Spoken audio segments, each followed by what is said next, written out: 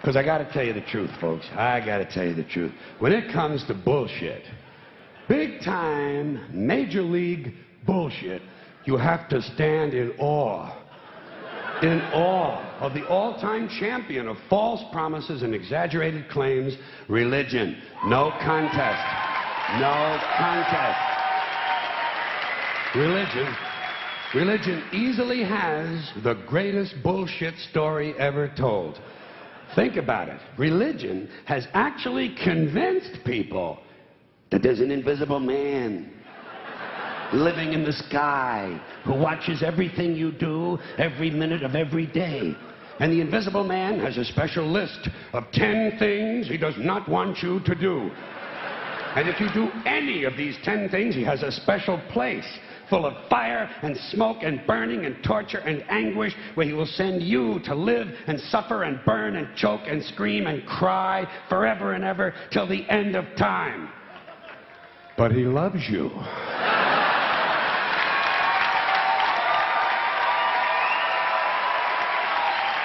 He loves you. He loves you and he needs money. He always needs money. He's all powerful, all perfect, all knowing, and all wise. Somehow, just can't handle money. Religion takes in billions of dollars. They pay no taxes, and they always need a little more. Now, you talk about a good bullshit story. Holy shit.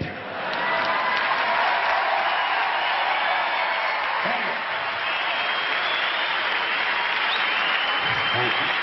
But, thank you very much. But I want you to know something. This is sincere. I want you to know, when it comes to believing in God, I really tried. I really tried. I tried to believe that there is a God who created each of us in his own image and likeness, loves us very much, and keeps a close eye on things. I really tried to believe that, but I got to tell you, the longer you live, the more you look around, the more you realize something is fucked up. Something is wrong here. War, disease, death, destruction, hunger, filth, poverty, torture, crime, corruption, and the ice-capades. Something is definitely wrong.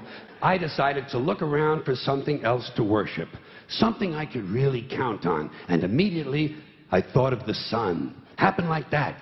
Overnight, I became a sun worshiper. Well, not overnight. You can't see the sun at night. But first thing the next morning, I became a sun worshiper.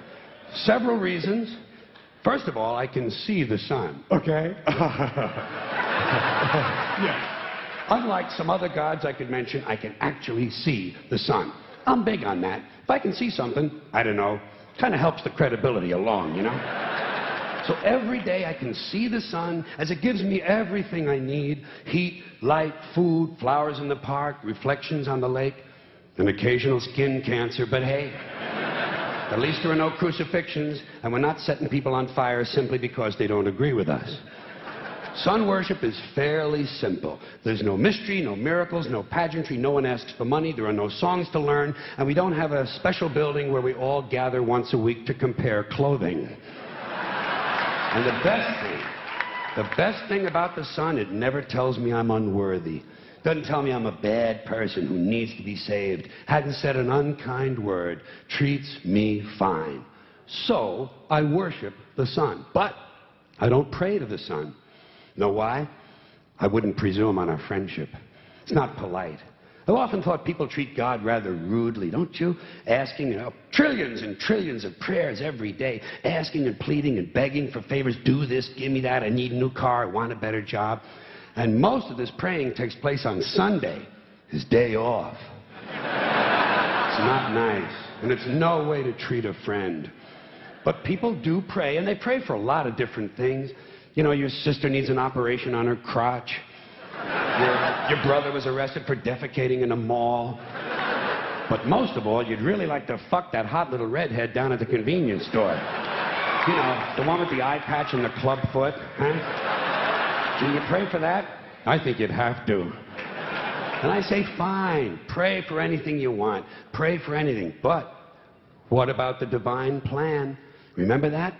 The divine plan. Long time ago, God made a divine plan. Gave it a lot of thought, decided it was a good plan, put it into practice. And for billions and billions of years, the divine plan has been doing just fine. Now you come along and pray for something. Well, suppose the thing you want isn't in God's divine plan. What do you want him to do? Change his plan? Just for you?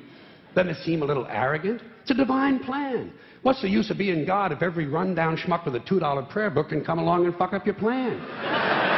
And here's something else, another problem you might have. Suppose your prayers aren't answered.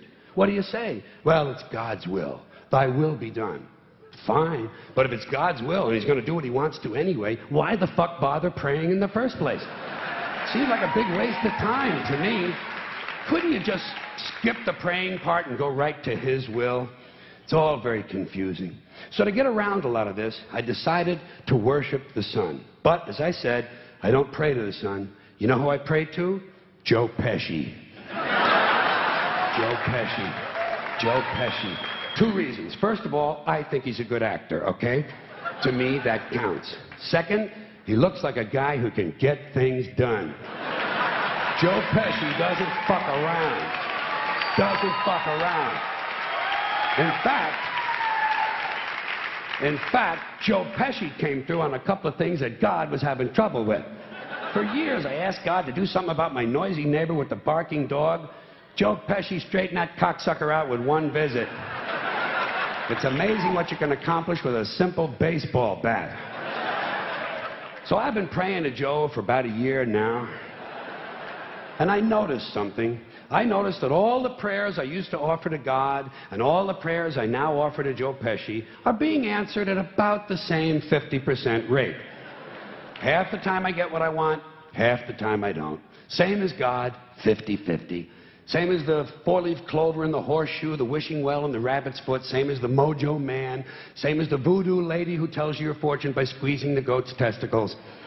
It's all the same, 50-50. So just pick your superstitions, sit back, make a wish, and enjoy yourself.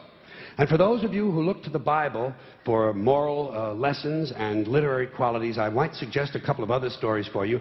You might want to look at The 3 Little Pigs. That's a good one. Has a nice, happy ending. I'm sure you'll like that. Then there's Little Red Riding Hood, although it does have that X-rated part where the big bad wolf actually eats the grandmother, which I didn't care for, by the way.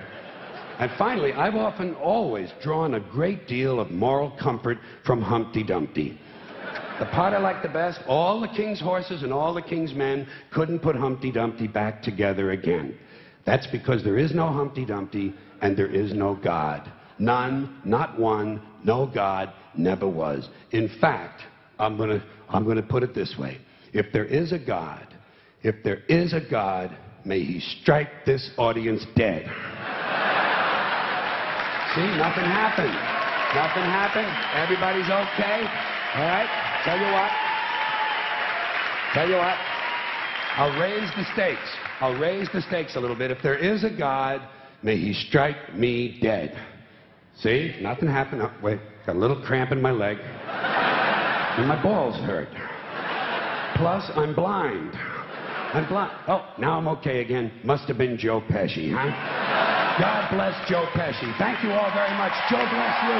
Thank you very much. I appreciate it.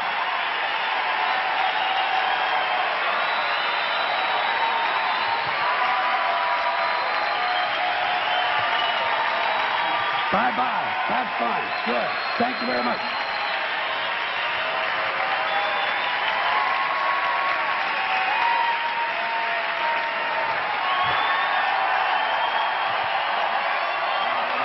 Have a good time. Have a good time. Thank you.